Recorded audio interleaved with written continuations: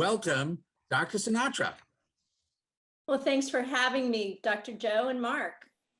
It is a pleasure to have you here. And we're talking tonight specifically about the book that you co-authored with, is it Barbara Hofer? Yes.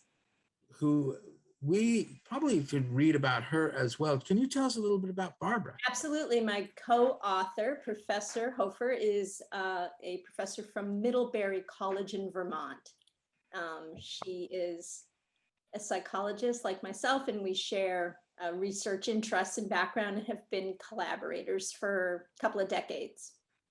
Across the country, how did you wind up in LA and she wound up in Vermont? Well, we've met many years ago through common conferences where we went to the same sessions because we have similar interests, and then we began collaborating. So we've been working together, collaborating and publishing together for years. And then we published an article on public understanding of science that came out of a conference we both attended. This was in New York City, and it was sponsored by the National Science Foundation, and the German equivalent had Europeans involved, Americans involved, and it was on public understanding of science. So we published a couple of articles together out of that experience. And then we realized we had more to say, and we thought we could do a longer treatment. And then we decided to do the book Science Denial. And here it is, folks, Science Denial. And it is remarkable why it happens and what to do about it. But there's a remarkable backstory to this. When did you start writing this book and why? Well, we had gone to that conference about public understanding of science I just mentioned 10 years ago. And we had written a couple of collaborative articles together in that interim time. So we had started the idea for the book back, in a sense, 10 years ago because of the work we'd been doing together. But we literally began the book pre-COVID and had the whole book drafted in early 2020. So we had anticipated this problem we had not anticipated this problem would explode the way the virus exploded. We had already been concerned about science doubt, denial, and resistance for about 10 years. Yeah, it's remarkable. I just want people to hear this. This is in the preface.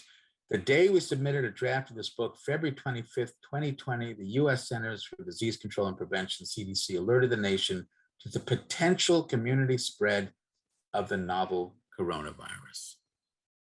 And what has happened since then? It is amazing. I mean, it's just the timing of the book is amazing. So tell us about science denial.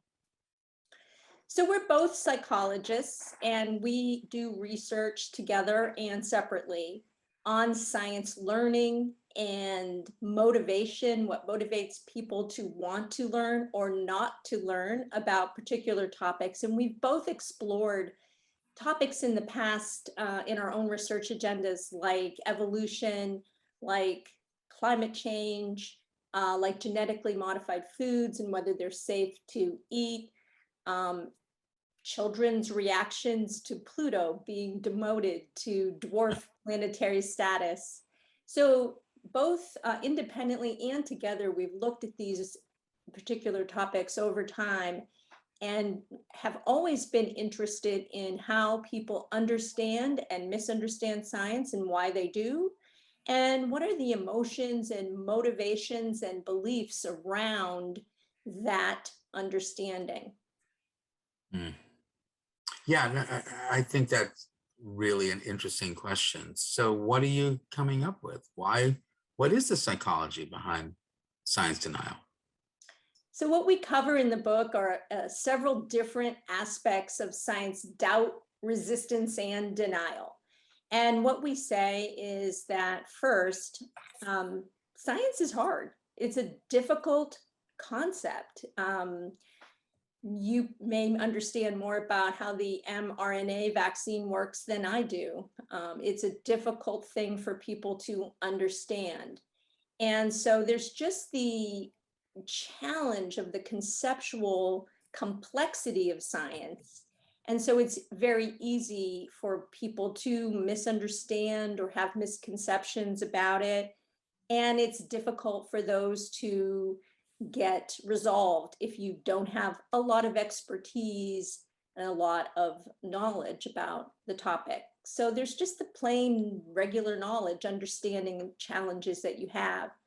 But it does get complexified quite a bit when you look at things like emotions and motivations and identity.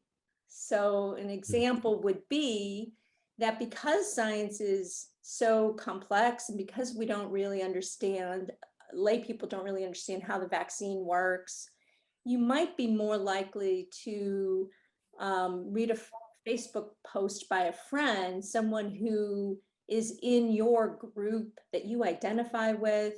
That could be a social group, it could be a political group, could be a family group, whatever group you identify with. And if they are all in on getting vaccinated, that might be what influences you to make that decision.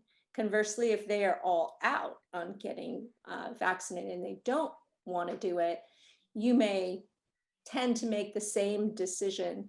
So how identity plays a role in the decisions we make and how we evaluate the science, we talk about that. Talk about emotions. These are very emotional issues. People have heard, for example, that the vaccine causes infertility. Obviously, if you're a young woman like my niece who hopes to get married and have children, that was a moment of vaccine hesitance for her. She was hearing that from Facebook friends and she was very concerned. Well, obviously you would be if you had heard that. So there's emotions around these issues. Fortunately, she got that misconception cleared up. She got vaccinated, and then she convinced the friend who had shared that piece of misinformation on Facebook to also get vaccinated, and she got vaccinated. So it's identity, it's emotions, it's motivations.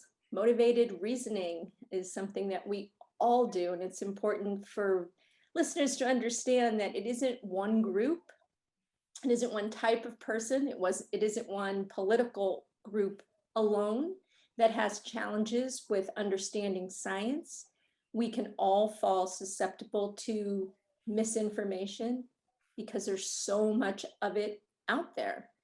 Just yesterday, YouTube started taking down vaccine misinformation. They had not been aggressively doing that prior to yesterday, and we're 18 months in to this pandemic.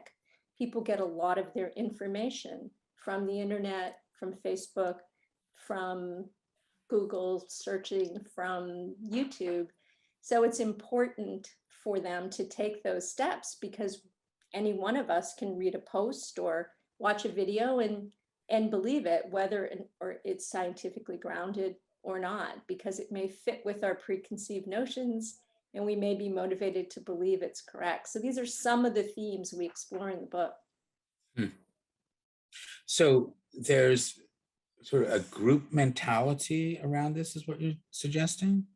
Oh, absolutely. There were people in the Ozarks just a few weeks ago who were finally convinced enough to go get vaccinated because of the massive outbreak in Missouri. And they didn't want their friends and neighbors who were pretty against the vaccine to know, and they were going to the local clinics in disguise so that their friends and neighbors wouldn't see that they had gone to the other side. And that's the kind of social pressure that your model could probably well explain, that you want to remain a part of a group that you identify with. It's your social group. That's a strong evolutionary pressure. I mean, if you got kicked out of a group hundreds of years ago, you probably didn't survive. Absolutely. That's right. Absolutely. You were lunch. And that's why value is so important to us, because we're social animals. Millions of years ago, we weren't the biggest, the strongest, we weren't the fastest. We were isolated mammals scurrying around, hoping not to be lunch. We were prey. And then we formed these social groups. and our survival potential increased so dramatically, human beings are everywhere. But to access the protection of the group, you have to contribute to the group, which means you have to have value. That's really fascinating. But where does this start? You know, in the book, it's section 1, science, denial, doubt, and resistance. But what the sequence that you just used was doubt, resistance, denial, which is a little different because it starts with doubt and then leads to resistance and denial. So where does the doubt come from? Well, I think healthy skepticism is good, and it's a part of the scientific process. So Barbara and I read an article shared by Harvard magazine about how eating chocolate in the morning helps you lose weight. So we're both like, yay, hopefully that's true.